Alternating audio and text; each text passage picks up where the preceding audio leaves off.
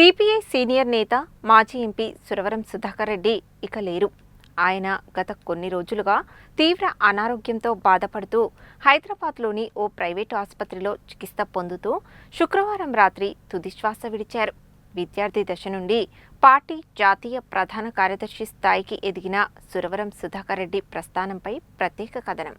మహబూబ్ నగర్ జిల్లా కొండ్రావుపల్లి గ్రామంలో 1942 మార్చి 25న సుధాకర్ రెడ్డి జన్మించారు. 1998, 2004లో జరిగిన ఎన్నికల్లో నల్గొండ పార్లమెంట్ నియోజకవర్గం నుండి లోక్సభకు ఎన్నికయ్యారు. 2012 నుండి 2019 వరకు ఆయన సిపిఐ జాతీయ ప్రధాన కార్యదర్శిగా పదవిలో కొనసాగారు. సురవరం సుధాకర్ రెడ్డి తండ్రి వెంకట్రామిరెడ్డి స్వాతంత్ర సమరయోధుడు. తెలంగాణ సాయుధ పోరాటంలోనూ ఆయన పాల్గొన్నారు. సుధాకర్ రెడ్డి కర్నూలులోని ఉస్మానియా కళాశాల నుండి బిఏ చేశారు. అనంతరం ఉస్మానియా విశ్వవిద్యాలయంలో ఎల్ఎల్బి పట్టా పొందారు.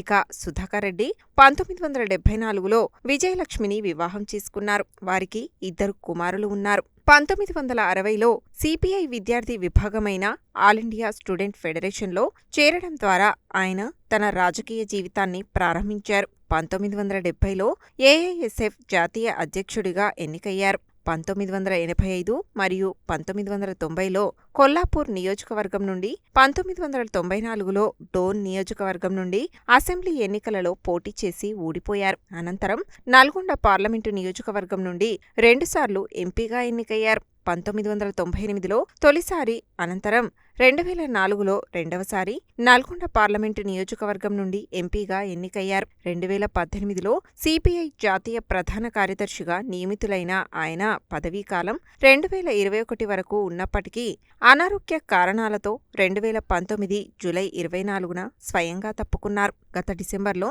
నల్గొండ జిల్లా కేంద్రంలో జరిగిన సిపిఐ శతవార్షికోత్సవాల సందర్భంగా నిర్వహించిన బహిరంగ సభకు సురవరం సుధాకర్ రెడ్డి హాజరయ్యారు. అదే నల్గొండ జిల్లాలో ఆయన పాల్గొన్న చివరి కార్యక్రమం.